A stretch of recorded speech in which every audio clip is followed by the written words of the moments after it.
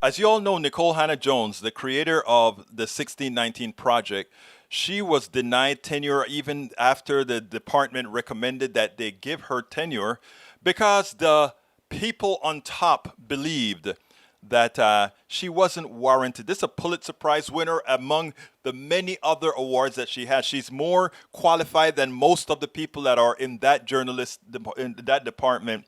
And they were denied, or she was denied simply because she told the truth. Tiffany Cross had Ta Nehisi Coates on her show to give the exact type of response that this necessitated. I want you guys to listen, and then we'll take it on the other side.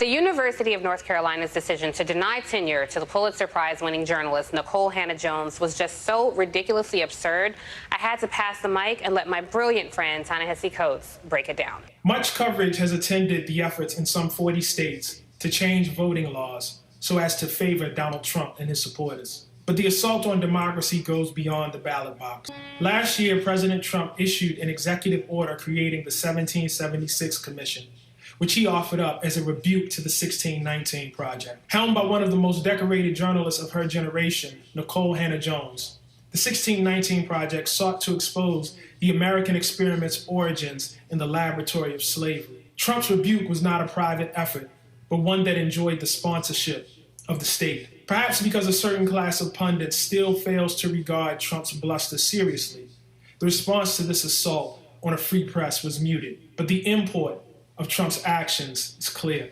Across the country, a wave of bills have sought to ban the 1619 Project, critical race theory, and other, quote, divisive concepts, unquote, from the public sphere. This assault comes at a moment when many Americans are realizing that they do not live in the country they were raised to believe in. The January 6th attack on the Capitol, the deployment of secret police to Portland, and the constant B-roll of black people beaten, shot, and tased by law enforcement has shocked the conscience of those who sincerely once thought themselves to have been born into the world's oldest democracy. The shock, along with the work of countless writers, historians, journalists, sociologists, and other academics, has occasioned a broad revisiting of the American story. It is now clear that the creation of America required not only the theft of labor and land, but a national myth which remade pirates into patriots. This long-held national myth is not served by the recent reckoning. It isn't served by remembering Thomas Jefferson, for instance,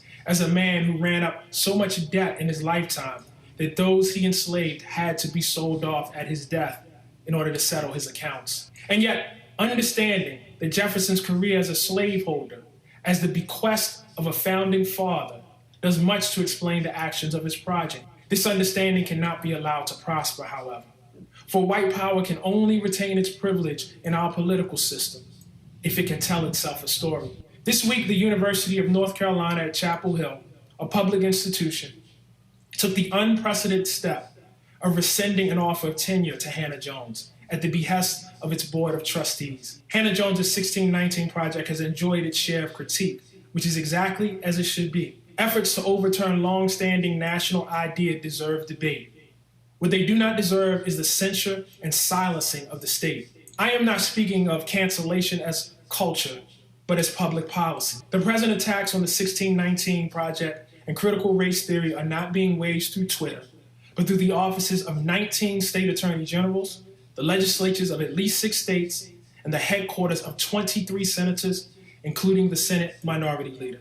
The scope of this attack goes beyond journalism and history. When Donald Trump used his office as president to bully the NFL into depriving Colin Kaepernick of his career, this was cancellationist policy. When the legislatures of Florida and Kentucky moved to outlaw protests and make it easier to legally kill those who persist, it is cancellationist policy. Twitter mobs are bad, but an actual mob baited by elected officials into attempting the violent overthrow of an election is something more. It should not surprise us that a horde addicted to a national myth that pitched white men as the unvarnished savior of all civilization is not primed to share the country that they've been taught that they own. It is myth which sanctifies their action. It is myth which is their sword. They attack the vote to prevent us from enacting a better world. They attack the history to prevent us from ever imagining one. They attack the history from preventing us from ever imagining what we could be. Because we have been sold a myth, because we have been told stories that only those who lied about that story were allowed to tell.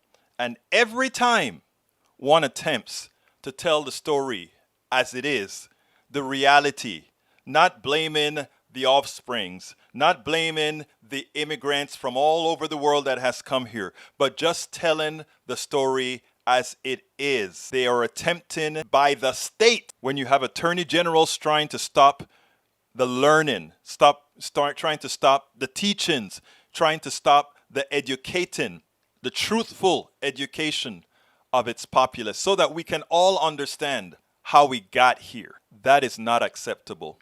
And it goes right down the line from not giving Nikole her tenure. We should be able going forward to allow us all to educate ourselves. That's what it's going to take. If we are to get away and get out of the morass that we're in right now, it's all about education. We spend a lot of time deconstructing the news, trying to parse it into a form that everybody can understand. We try to find those little nitpicks where it flies above the fray, etc. If you really like these videos that we do, I want to ask a big favor. Please go ahead, number one, subscribe to our channel, and number two, please join if you can. Thank you so kindly for watching. Keep watching. Please remember to share. We must populate the entire internet with our progressive message, a message that we know is what most Americans say that they want. So help us, please join.